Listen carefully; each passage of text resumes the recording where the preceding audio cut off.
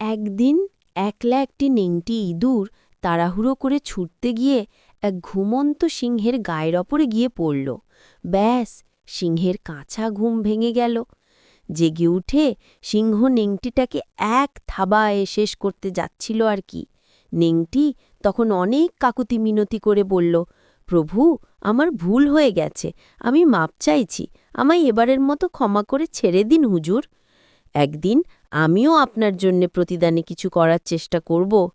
এরপর নেংটি ইঁদুরের কথা শুনে সিংহের খুব হাসি পেল এবং বলল, নেংটি ইঁদুরটা বলে কি।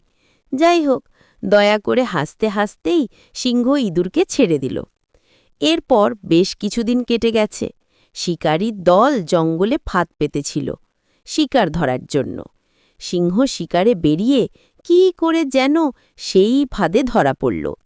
অনেক চেষ্টা করেও সিংহ ফাঁদের বাঁধন থেকে নিজেকে মুক্ত করতে না পেরে বিকট গর্জন করতে লাগল। ইঁদুর অনেক দূর থেকেই সিংহের সেই গর্জন শুনতে পেয়েছিল, তাই সে দেরি না করে তাড়াতাড়ি সেখানে ছুটে এলো।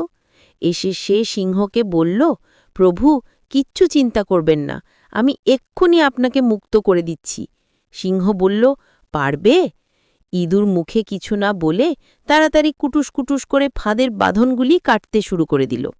সিংহকে ফাঁদ থেকে মুক্ত করবার পর ইঁদুর সবিনয়ে বলল, প্রভু, সেদিন আপনি আমার কথা শুনে হেসেছিলেন। ক্ষুদ্র ও দুর্বল হলেও আমি আপনার জন্য আজ কিছু তো করতে পারলাম। গল্পটির উপদেশ হল, বলবানকেও দুর্বলের সাহায্য নিতে হতে পারে।